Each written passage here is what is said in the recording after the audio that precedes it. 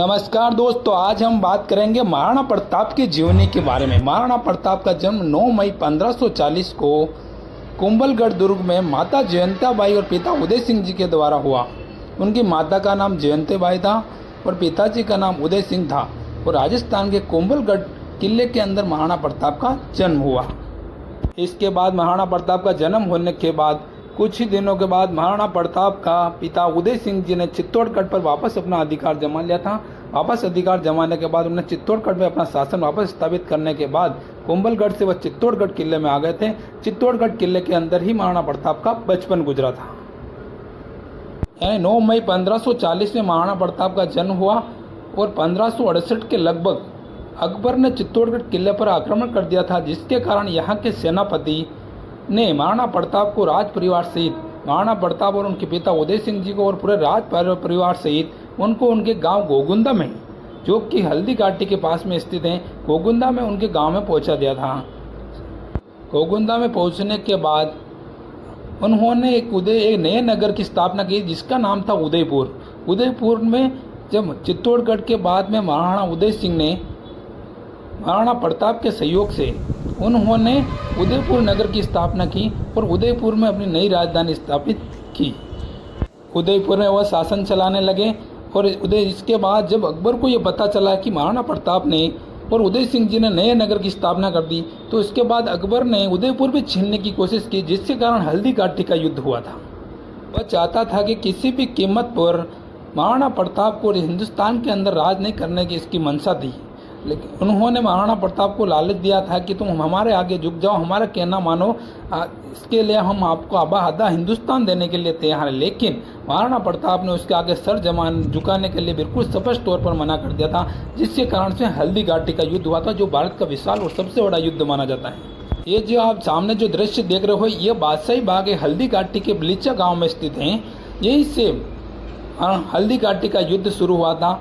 जब अकबर की सेना, मुगल सेना आई थी तो यहाँ पर पड़ाव डाला था। यहाँ पर पड़ाव डालने के बाद यहीं से युद्ध शुरू होता है और यहाँ से युद्ध शुरू होने के बाद में खमनोर, जो कि यहाँ से 3 किलोमीटर है, रक्तलाई तक यहाँ से युद्ध होता था। यानी कि बलीचा गांव से लेकर खमनोर तक लगभग 3 किलोमीटर की दूरी पर यहाँ पर युद्ध होता है। यहाँ पर लिखा हुआ है, देखो, बादशाही बाग, यानी कि इसी जगह से शुरू होता है युद्ध हल्दी घाटी का। और ये जो आप सामने दृश्य देख रहे हो, यह है रक्तलाई, जो कि खमनोर शहर के अंदर ये स्थित है। यहाँ पर कई वीर पुरुष शहीद हुए। माना जाता है कि महाराणा प्रताप की जान बचाने वाले जाला मन्ना, जो कि महाराणा प्रताप का वेश धारण करके युद्ध लड़े थे और महाराणा प्रताप, जाला मन्ना यहीं पर शहीद हो गए थे। उन्हें महाराणा प्रताप को बचाकर यहाँ से सुरक्षित निकाल दिया था। ये जो आप सामने दृश्य देख रहे हो, वो क्षत्रिय देख रहे हो, जो राजपूत राजा, जो उन्होंने सबसे ज़्यादा साथ देने वाले कोई राजपूत राजा थे तो मानसिंह तोमर, जो कि ग्वालियर नरेश थे। यानी कि ग्वालियर के राजा मानसिंह तोमर और उनके 3 पुत्रों सहित हल्दी घाटी के युद्ध में ही शहीद हो गए थे। ये जो आप दृश्य देख रहे हो, यहाँ पर इस दिन युद्ध हुआ था। उसी दिन बारिश आने के कारण यहाँ पर पानी और खून दोनों इकट्ठा हो गया था, जिसके कारण यहाँ का नाम पड़ गया रक्तलाई। इस जगह को रक्तलाई के नाम से जानते हैं। हल्दी घाटी के युद्ध के बाद महाराणा प्रताप जंगल में चले गए थे।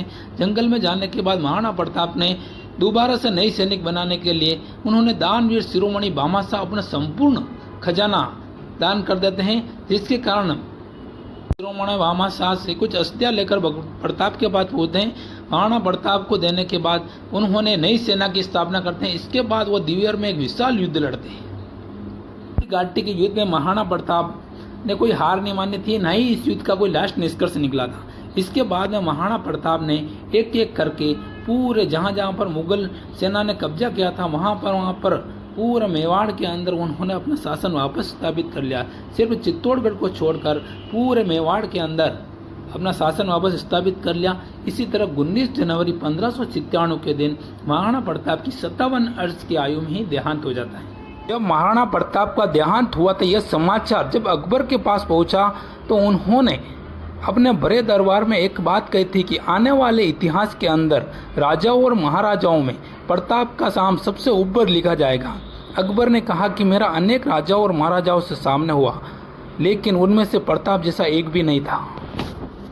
इसी कारण महाराणा प्रताप की आज भी हर वर्ष 9 मई 1540 के दिन जन्म हुआ और 9 मई और हिंदू पंचांग के अनुसार ज्येष्ठ शुल्क में इनकी जो तिथि है उसी तिथि के अनुसार भी महाराणा प्रताप की जयंती मनाई जाती है। महाराणा प्रताप ने कई बड़े युद्ध लड़े थे, लेकिन हल्दी घाटी का युद्ध एक विशेष महत्व दिया गया है कि विजय स्थली माने जाए तो उन्होंने दिवेर के युद्ध में उन्होंने